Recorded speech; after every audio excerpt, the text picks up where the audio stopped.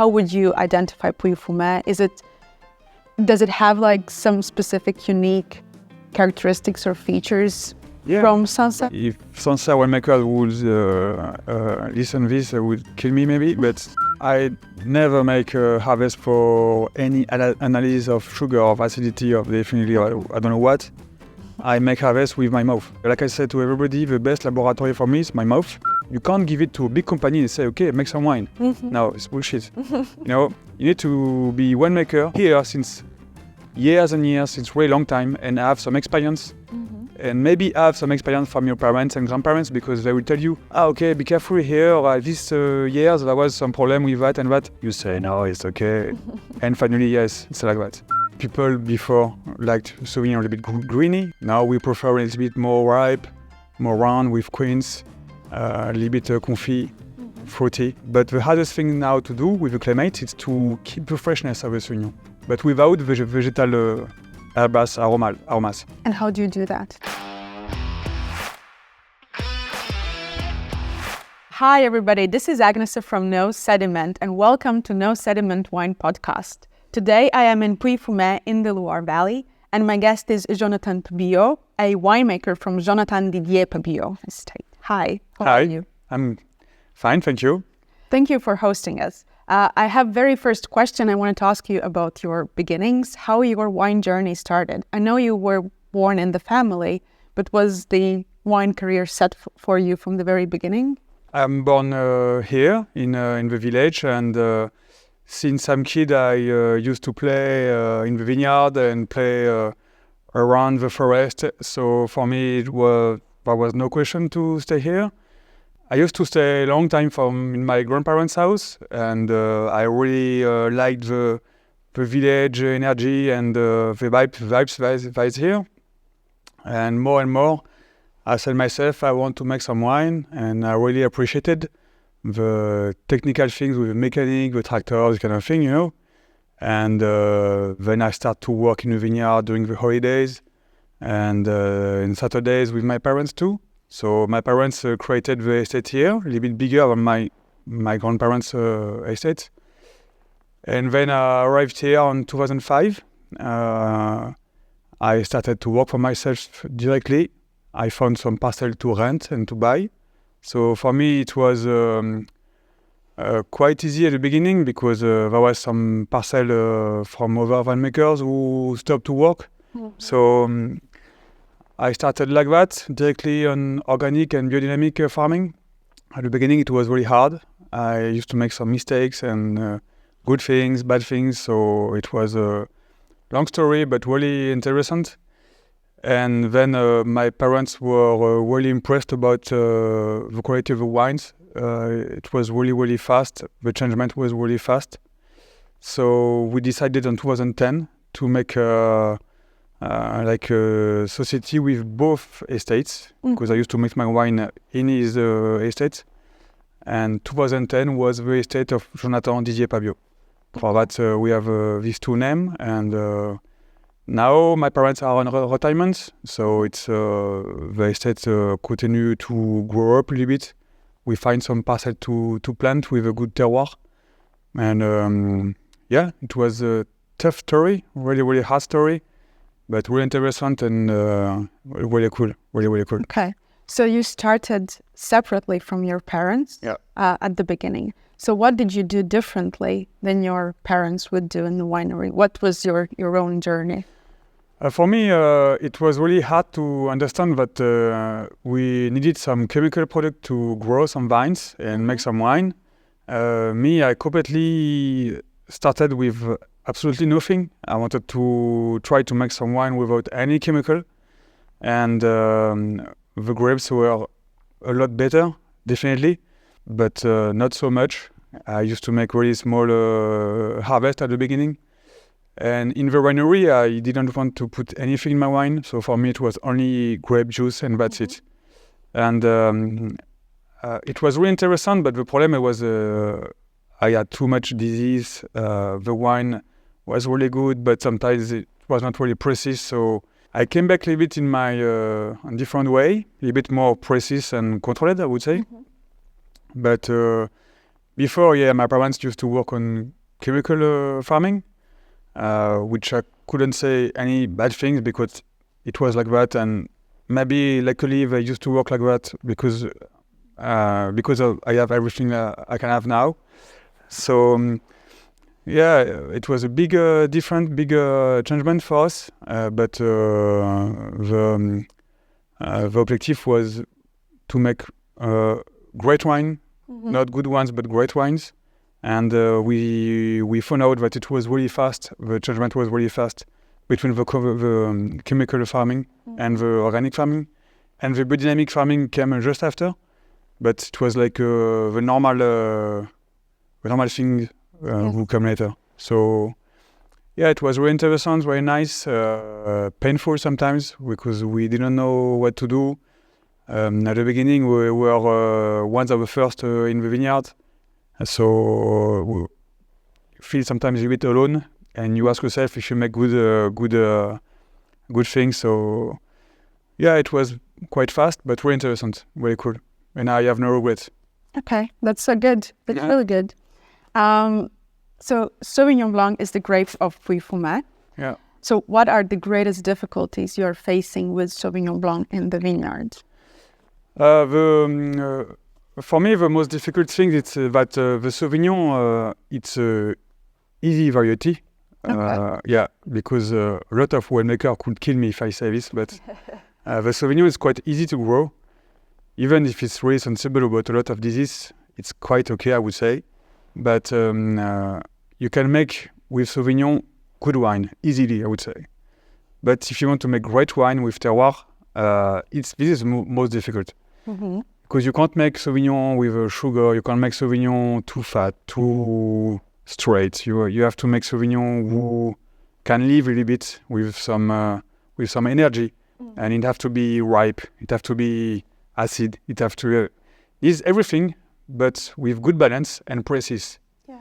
And for me, it's what is the worst thing.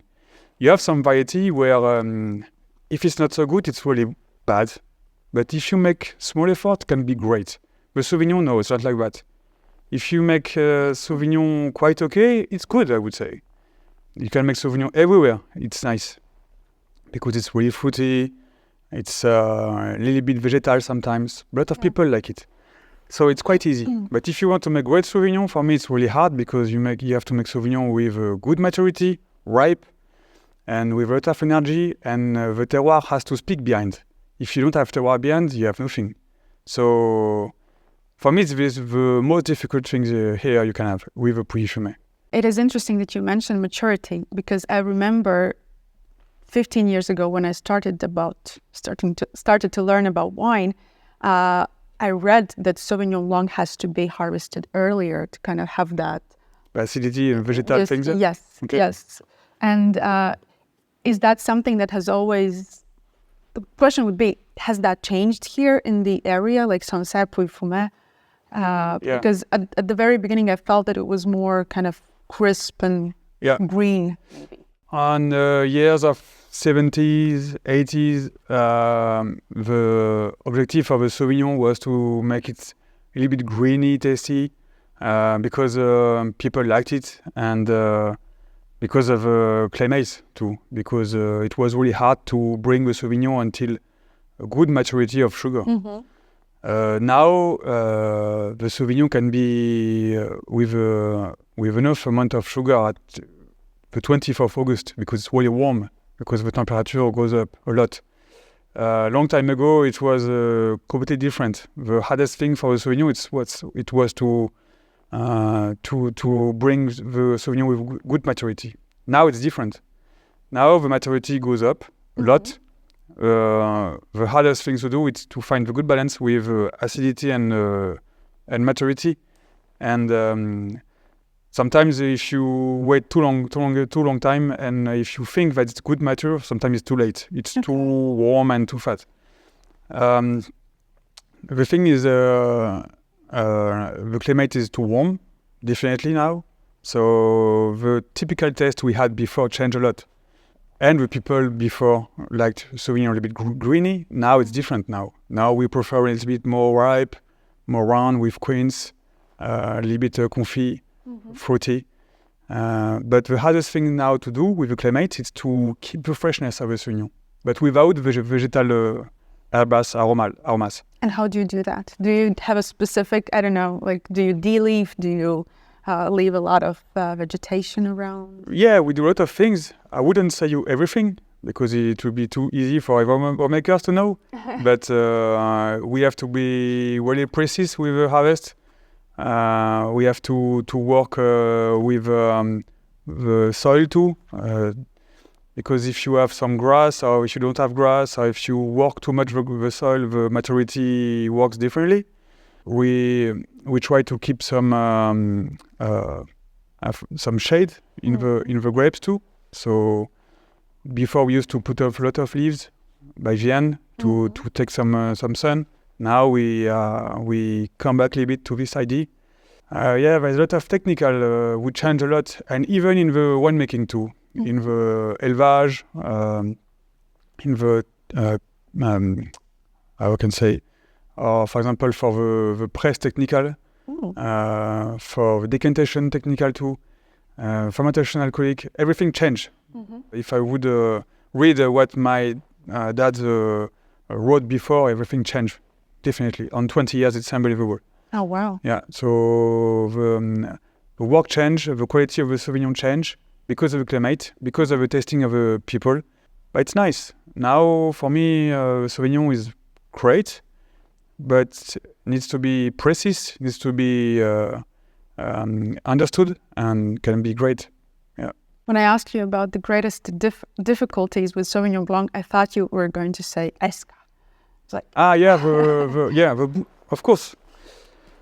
The Esca now it's wood disease, and this was still is a big problem for every winemakers who have Sauvignon because it's really really sensible. It's true, but we developed a lot of things that change a lot this problem. And first with the kind of cutting the wood, we change a lot. The kind of treat this disease too. For example, every year we cut some plants. Like we open the plants with small chainsaw, and it's a little bit chirurgical, but it works really well. It needs a lot of work, but it works. So of course it's a big problem, but we had changed a lot of technical things, and it works. So for me, I can say that it's a problem. It's true, you are right, but it's something we can develop. It's something we can think about it, and we maybe find a way. Okay. Yeah. I find it so interesting about Esca. You usually read that to avoid it, you have to do like really small cuts, like gentle pruning. Yeah. And then when you want to treat it, you go, as you said, with the chainsaw and you open it all up and kind of clean it. Yeah. It kind of goes against, but as you said, it works. Definitely. If you want, we can, after see in the parcel, it's incredible. Sometimes we open the foot like on two parts. And the thing is, you have to find for me, it's like a human. If there is something like a tumor inside, you have to put it off. It's the same, or like the teeth. The dentist put off the black things. So it's the same for the vines. It's like that. It works really well. And there is a laboratory not so far away from here who made research about this disease, and he found out that the first disease arrived approximately 6 years after that the winemakers bought the first machine, electrical knife. Scissor. Electrical scissor. Yeah. Electrical scissor. So he was like, okay, it's strange that in every vineyard, approximately the Esca arrived at this moment. So I will look after this scissor. And definitely this was a big problem because the electrical scissor is a lot more powerful than our hand. Yeah. And this scissor blessed a lot the vines, and because of the blessed, the the wood dried itself from alone, very easy, and goes inside, and it makes the first door to every mushrooms from Esca, Utipio, this kind of thing. And now when we make pruning with a manual chisel, you can see that the pruning is completely different. And for this, sometimes we come back with manual chisel, or we cut with electrical chisel, but differently. So we have to change our way to do, and we have some results. So that is something to think about it. I also heard that maybe it is due to the plant material, like the latest clones of Sauvignon Blanc are maybe more susceptible. Is that true? Yeah, it's true. We have some something about that too. But for me, from my point of view, really, the biggest problem was this electrical chisel, definitely. Okay. And there is something too. It's that long time ago, before, the vineyard here was pruning on a goblet. So there was 4 arms. And when the first tractor arrived in the vineyard, these 2 arms was a little bit on the way of the tractor. So they decided to put off. So there was 2 arms. Lately, for years and years, it was like that. And there was a new mode that winemaker said, okay, we'll put off 1 arm again because it's sufficient to have 1 and make the baguette to make the production. That's it. And this for me was a big problem because when they cut it, it was like they blessed the fruit of the vines, and at this moment the Esca arrives with the electrical machine. Now we plant every vines with a selection massal of old vines, definitely, but I don't know that this thing come from the clone of a massal. Me, I saw some Esca in an old parcel of massal, and there is probably some difference, sure, but the biggest thing is the electrical chisel, definitely. Do you see different challenges? Because you have, like in Pouilly-Fumé, I read you have very complex soils. Yeah. Do you see different challenges or difficulties that you have to face in each of the soil, like the Kimmeridgian, the Silex? Is there some... Everything changed, I would say. Yeah, it's unbelievable how it can change, and unbelievable how it can be interesting, but it's what make me... that I like it even more because you don't have recipe for that. You can't put a recipe and say, okay, you have to do this and this and this. It doesn't work. You need to have one special tool for this soil, one special tool for this soil, one special tool for another soil. And you have to observe every terroir and every parcel, depending if it's on this way and this way. Everything changes. It's crazy. If you have some sand, if you have some silex, if you have some Kimmeridgian marl, if it's old vines, young vines, everything changes. In every parcel is different. And for this, I really like it because it's something you can't give it to a big company and say, okay, make some wine. No, it's bullshit. You need to be winemaker, and you need to be winemaker here since years and years, since really long time, and have some experience, and maybe have some experience from your parents and grandparents because they will tell you, okay, be careful here, or this years there was some problem with that and that. You say, no, it's okay. And finally, yes, it's like that. Okay. Even for the frost or for the hailstone, old people usually they are agree. Yeah, they are right, I would say. Yeah, of course. So we spoke about Sauvignon Blanc, but do you work with other grape varieties? Yes. I know it's not allowed in Pouilly-Fumé appellation, but they're Pouilly-sur-Loire. Pouilly-sur-Loire. Yeah. Yeah, definitely. I work with Chasselas too. Okay. Chasselas grape variety, which is known usually for the Switzerland vineyard. Long time ago, there was a lot of Chasselas here in the village because it was sold as a table grapes a lot. And to make a wine, the Pouilly-sur-Loire, which is the name of the village, Pouilly-sur-Loire. And this grape variety was cool to make easy drinking wine. The wine for every day, I would say. Me, I still remember my grandparents who would make some delivery with some bottle of Chasselas and bring some Chasselas to small bars. It was easy drinking wine like that every day. It was cool like that. Because of the market and the market from exportation, the Sauvignon was a lot easier to sell. A lot of winemakers they decided to put up Chasselas instead of the Sauvignon. Okay. Now Chasselas it's really small production in the vineyard. So it's something like around about 20 hectares on 1,400 hectares on global. So it's really nothing. But I really appreciate it. Chasselas for me it's really good because it's a variety where for me it's like a terroir sponge. You know, if you don't have terroir, it's nothing. It's like water and juice, maybe. It's normally makes big grapes because at the beginning it was table grapes you have to eat, so just normal grapes I would say. But if the vine's a little bit under stressed, it makes smaller grapes with nice juice, nice acidity, and but not a lot of aromas. It's really not like the Sauvignon. Sauvignon is full of aromas, so it's really easy to do, like I told you before.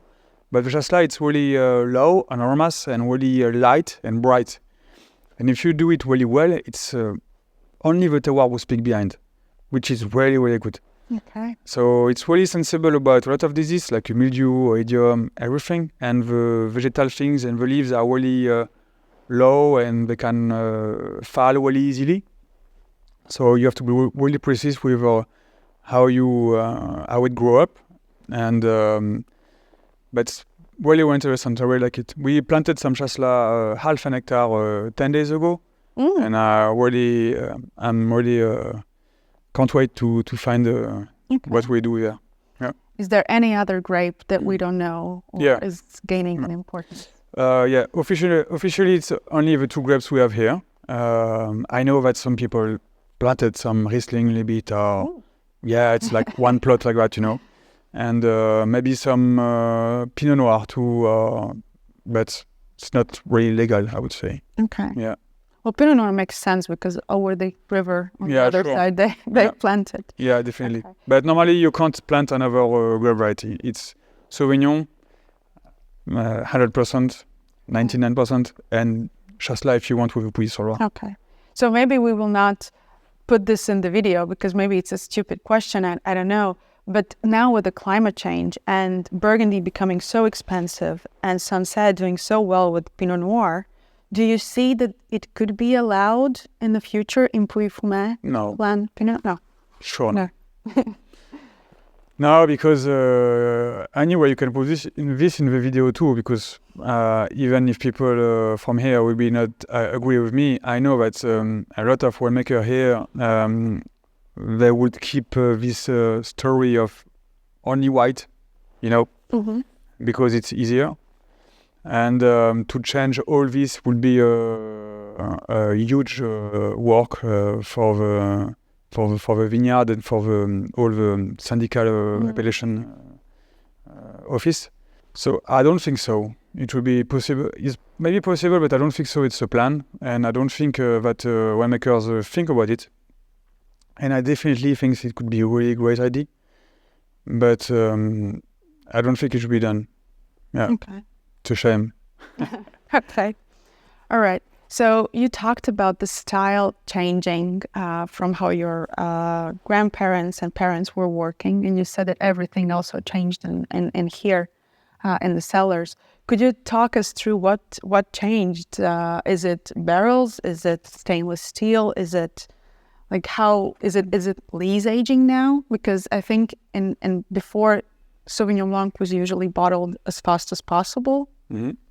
But maybe I'm mistaken. You know better. Yeah.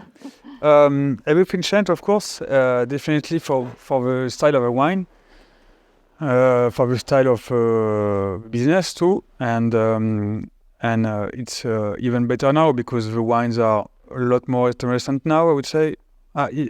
Definitely, I never said that before the years to make bad wine, but now it's a lot easier to make ripe Sauvignon. Before it was really difficult to make ripe Sauvignon, definitely. And so now for me, it's good to find out that people make a lot of effort with the chemical and with the harvest and we are more and more precise. Even I wouldn't say about barrel and technical of press, but 20 or 30 years ago, there was the stainless steel who came here. Long time ago, there was only concrete. Long time ago, there was only harvest by the machine. Now, more and more, we can see some harvest by the hand. People change a lot. The mentality change a lot, so it's really interesting. After the thing now is change a lot too. It's about the climate. So the way of making the Sauvignon change completely. That's for sure. The élevage goes up every year. We have to push more and more, and we see that the wines change too. And people behind there agree about that. So yeah, it's really cool about it. How can I say more? It's even for the ground, people more and more work the ground. Sometimes not. Sometimes they put some grass in the vines too, which is nice too. The life come back. So yeah, it's good. I would never say that what they did before was bad, because maybe if I would have been at this moment, I would say differently. I don't know. I have no idea. But in the moment, everything goes in the good changement, and it's really nice, really interesting. So you talked about how young wines and old wines need different techniques and different soils need different techniques. Do you do the same thing in the cellar, in the winemaking? If the wine is coming from different soils, you treat them differently, or in the cellars, everything is the same? Good question. This is a really good question, because I used to change all my kind of winemaking not so long time ago. Before, I used to make different winemaking, different method. This was probably because I wanted to find myself and how I could do the best and how it can work and all this kind of thing. So every terroir, I used to change a little bit the way of fermentation, change the way of make the élevage shorter or longer, wood tank or barrel or concrete or stainless steel tank, doesn't matter what. Now I make everything the same for all the cuvées. Okay. Yeah, because for me it's really, really interesting and really important that every cuvée is in the same way of making, but come from a different terroir. The terroir has to speak, and his climate. It's not only one terroir; it's the climate too around.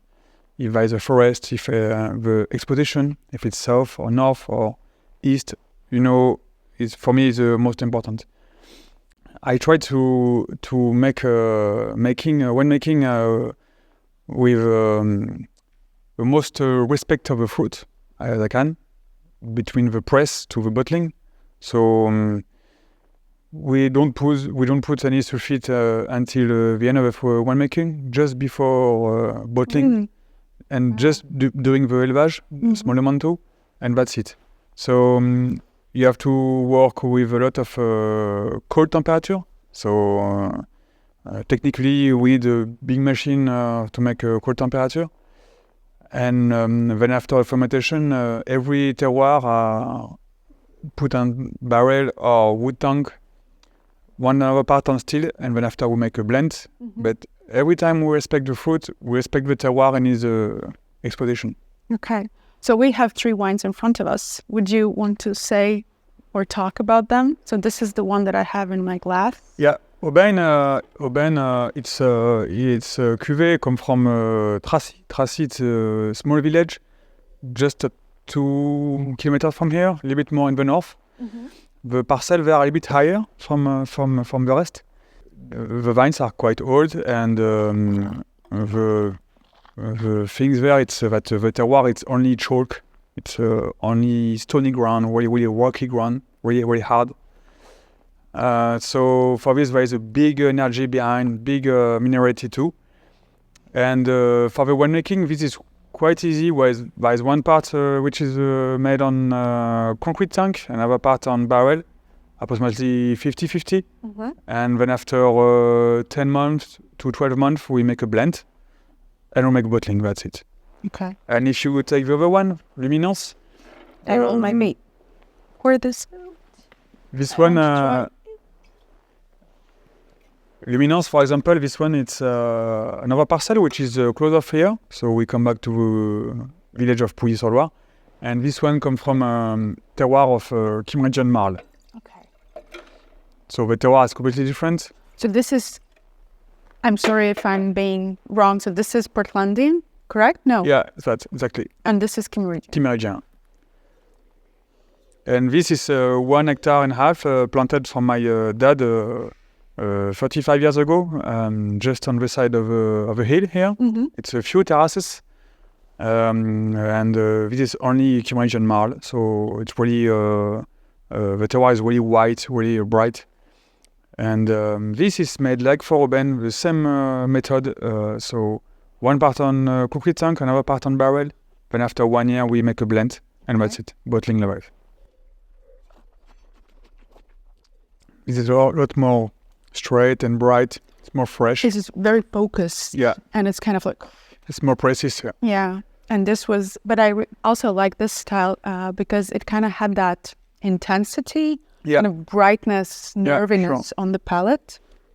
Aubaine is a bit more feminine, a lot of flower, a lot of sweetness, and power at the end. This one is more like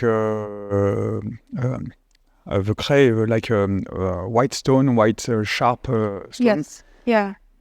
And this seems so open right now, like to enjoy it right now. Mm. And this seems it kind of packs some energy for the future. Definitely. At the end, it's even a little bit more like lemon, and it's very nice. This parcel is full of oyster shells, so it's a lot of plate of oyster shells like that, and the roots goes behind these shelves, and this typical terroir is really good, even more when the summer is really warm, because the roots is always in the humidity. Okay. So and brings a lot of salt, minerality salt. For this, it's a bit salty and then too. Yeah, it seems salty. Yeah. You see the difference. And the last one is Eurythmy. So Eurythmy come from another terroir, another parcel. And this is 1 hectare planted in the north of the Appellation. It's 8 kilometers from here. And the terroir is flint, silex. Flint. Yeah. I don't know, is it my mind playing tricks on me, but it seems flinty on the nose. Yeah, definitely. It's the objective here. Smoky, like I don't know, exactly. Someone shot a gun and have that gun. Definitely. The winemaking is a little bit different for this one. The technical things is the same, but the levage for this one is made only on barrel, 100% on barrel. But it's not new barrel. No, only old ones, and the bigger ones. And if we want to touch on more technical things, you block malolactic fermentation. You don't do malolactic. We don't block it. If the malo starts from itself, we leave it. Because if we want to block it, we have to put a lot of sulfate. Yeah. And we don't want to do it. So if the malo starts, it's because it starts during the fermentation alcoholic. If the malo doesn't go from alone, we leave it like that. Then after, we leave the cold temperature from outside goes inside the winery. Mm-hmm. Sometimes we put some air conditioner to block from the cold temperature the malo. Okay. That's it. If it goes, we leave it goes. It's not something I research, but if it goes, we leave it. Okay. Yeah. And for me, if the malo starts during fermentation alcoholic, it will not be as bad as if we would start later. So, this is a big question too. Good question, actually. For a long time ago, I used to leave a malo goes for every cuvée approximately. It was, and at the end for me, it was a bit too warm and a bit too fat. And now, because of the élevage, I leave it a bit longer. Sometimes, even if there is some malo, the malo is even part of the balance of the wine for me. So can be really interesting too. But now we try to, if the fermentation alcoholic is done, we leave a cold temperature in the winery, and then after we don't have problem. Okay. Yeah. Do you have any issues of malo happening in the bottle if you do very low sulfur and you don't do malo? No, because we leave the wine for 1 year in a winery, and after 1 year it's kind of stable, I would say. Yeah. So normally it's okay. The thing is that when we make bottling, we leave long time. We wait for a long time to make a good decantation. Like what? When we make bottling, it's really, really clean. The malo start if it's warm and if it's a bit troubled. Normally it shouldn't start like that. Okay. And after 1 year of élevage, normally it's okay. Okay. Yeah. There was one winemaker in Sancerre who said that malo doesn't happen for them because they harvest plate and the malic acid content is so low that bacteria just doesn't care. Yeah. Yeah, it's true.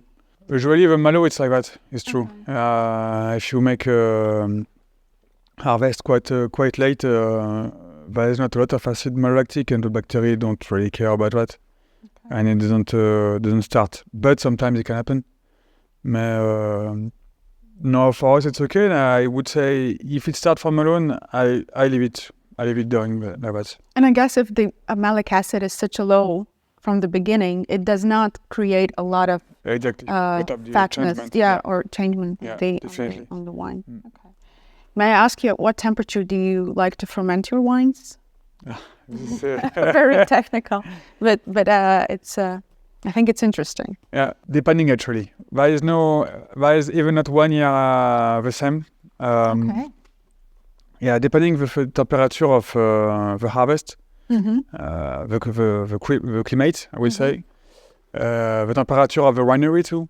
If the winery is cold, I'm careful because if you go too low, the fermentation can stop from itself. But after, it's really hard to come back again. If it's too warm, I can be really, really cold because I know if I leave fermentation goes, it really goes up from alone. So depending, sometimes it can be like 14 degrees until 20, 22. 22? Yeah. Okay. I even see here 25. Okay. Yeah. There is no law. Really, sincerely for this, there is no law completely. It's like how I feel it. And I don't have a recipe. If you take every harvest book, because every year I make a small book, I write everything. There is no year is the same. Okay. Yeah. Sometimes we go really, really down, like 12, 13, 14 degrees. And sometimes we don't take a lot of risk because we don't have a lot of harvest. So I don't take risk to have some sugar left in the wine. So depending. Okay. Yeah. I have a few more questions left, and one of them is: there are people in the world who claim that they can, in the blind tasting, identify Pouilly-Fumé and Sancerre. Wow. What would be your kind of suggestions, and like how would you identify Pouilly-Fumé? Does it have like some specific unique characteristics or features from Sancerre? This is again another good question. Really embarrassed for me because first the terroir between both vineyards are kind of the same. Okay, if Sancerre winemaker would listen to this, would kill me maybe, but they are kind of the same. It's chalky, flint, sometimes a bit sand, clay. Okay, we have everything. In general, first I will respond to you in general, that Pouilly is on the right side of the Loire and Sancerre on the left side. And a lot of hillside on the Pouilly are a little bit on this direction, so southwest. So really warm. You have Saint-Andelin and Le Bouchot until Saint-Martin. We have a lot of parcels planted on the southwest, which is really warm. Yes. So really good for the maturity. And Sancerre, there is a lot of parcels on the other side, so east, north, south too, with the Sancerre and Route de Bourges and Chavignol with Marc-Imagien. Until Crésancy, Sur-Yanvaux, they have great terroir too, with a different exposition too. But in general, again, I would say the exposition is a little bit different for both sides. Second thing is that Sancerre is a bit higher than Pouilly. This is a big changement too.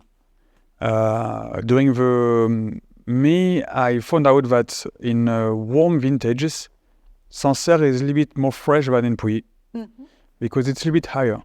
In general, again. Yeah. After I will tell you particularly with village and this kind of thing. After Pouilly is a bit is not so high than Sancerre, so a little bit low, and it's there is some part in Pouilly where it's fine in some vintage where we miss some water, some raining, because it's a little bit more low and we don't miss a lot of water. After, in general too, a lot of winemakers used to continue to work as they do 30 years ago, 40 years ago, with plenty of harvest, plenty of grapes, and ripe, but that's it. A lot of sugar, but that's it. There's not a lot of aromas behind, and this is a shame. In Sancerre, a lot of winemakers try to change a little bit, and in every villages there is a strong energy in every winemakers. So I wouldn't say that in Pouilly they do it badly or better, but differently. Okay. And after me, I'm very lucky to be one of the winemakers from Les Loges, Tracy, Saint-Martin, because there is some great terroir. But you have other villages where the terroir is not so famous. Or, I don't say famous, different. Yeah. Again.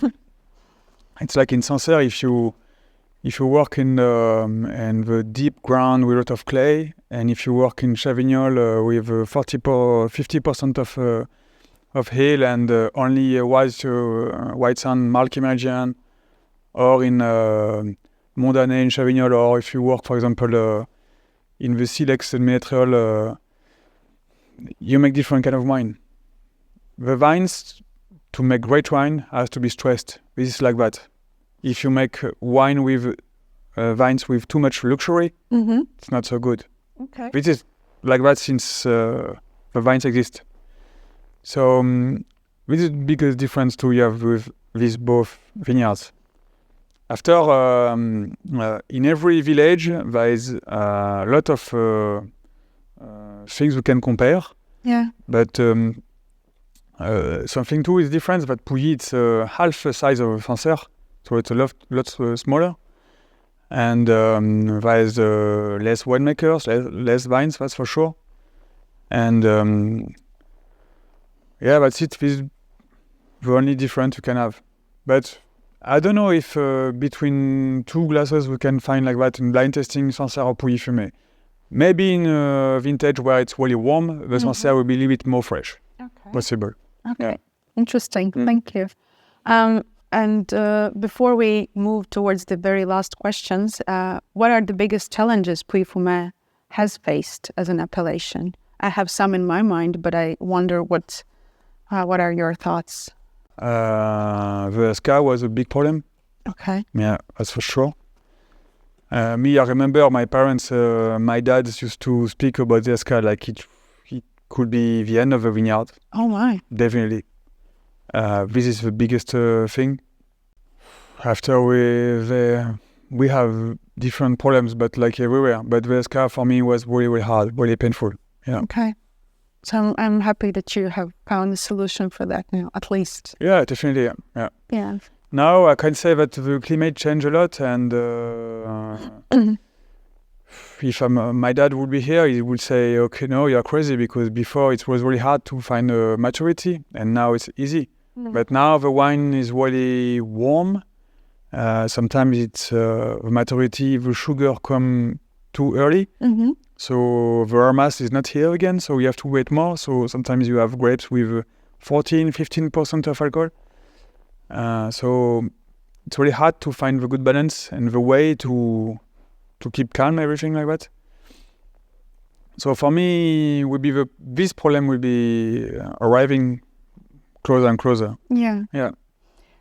I just realized I didn't ask you. Do you harvest for acidity, alcohol, or the phenolic? Not the phenolic, but like flavor maturity. I never make a harvest for any analysis of sugar or of acidity or definitely I don't know what. I make harvest with my mouth. So like I said to everybody, the best laboratory for me is my mouth. Yeah. And for this, Bonsoir. Bonsoir. Hi. my dad. Oh, hi. So for me, we have to go to the vineyard and taste the grapes, and then it's the best laboratory. You can taste it, you can feel how the sugar is, how the aromas is, the juice is, and then you can speak. Okay. The laboratory don't say everything. You can say some numbers, that's it. Yeah. But they are not the winemaker, so I decide with only my mouth, that's all. Okay, that's good. So one of my few last questions, one is the one that I ask every guest, and it is, what is the one wine myth you would like to debunk? Because the wine world is filled with a lot of mysteries and myths about wine, and I wonder if you have something that you would like to. I think a lot of people think that to make wine it's hard or easy for different things, and only think everything is inverse, because a lot of people they can't imagine how it's easy for us to make wine with feeling and energy, but how it's hard to do everything behind and around. So a lot of time people say, okay, you make a harvest and after you are cool. No way, guy, don't imagine. The harvest for me is the easier part of the years. The worst it's always in the spring, always in the summer, in the winter, and organization and winemaking, and ask yourself a lot of things. We don't sleep a lot, and we just ask ourselves a lot of things and shit, and I don't know why. And that is one part of artistic things, actually, I would say. If you follow a recipe, it's for me it's only boring, you know. Mm-hmm. But after a lot of things behind, around, people don't imagine why it's like that and how it can be hard, really, really tough. Of course. Yeah. Working with the land, I think it is difficult with the Mother Nature. Yeah. It throws you all kinds of challenges. Sometimes, and sometimes you make things because you think it's good, and you, after years and years and years, you are telling to you, okay, no, it's wrong. Yeah. You have to do different way. But actually, it's really interesting. It's why we really like this whole job, and why it's famous like that too. Because one part's a little bit mysterious, I would say. Yeah, that's true. And I have a segment where previous guest asks a question or makes a strong statement. You will also have to do that. Mm-hmm. But so make strong statement about wine to the next guest. So my previous guest was Sibylle Koens. She's a winemaker, also kind of organic and biodynamic, and really similarly minded as you are, with the no kind of chemicals in the vineyard. And she asked very specific question about Riesling. So I will maybe change it a little bit so it would be easier for you to answer. But she said, what do you think, what made Riesling so expensive 100 years ago? Because 100 years it was one of the top and most expensive grape varieties, and maybe why it is not anymore. Yeah, it's a good question. Actually, I never tasted Riesling from 100 years ago, but there's probably changement with the taste, aromas. I think long time ago, Riesling was a typical variety where you can find it nowhere else. It was the typical things with a lot of power and mineral flint, aromas, and so it was really strong. But now with every vineyard who make a lot of effort and a lot of good choice in different way, probably a lot of different white variety came in the market and break down the Riesling directly. And there was a lot of sugar too in this kind of wine, which long time ago people really liked it, and not anymore. Now we find from bright wine, some wine really fresh and precise, lower on alcohol, and where the terroir is behind. So I think it's for that. Yeah. The Riesling before was a little bit the wine, and now it's old things. It's for granddad, you know. Yeah. But I love Riesling. For this, Sure. I can't say bad things for them. I love Riesling, and Riesling for me it's a terroir sponge too. But Yeah, some vineyards made some huge effort for that, and people change their mind too. Yeah. So do you have a specific question or statement about wine that you would pass to the next guest? So first, I don't know which will be the next. Yeah, we don't know either. Second, I will try to make a question which the response can be interesting for people who listen to us and are watching this video.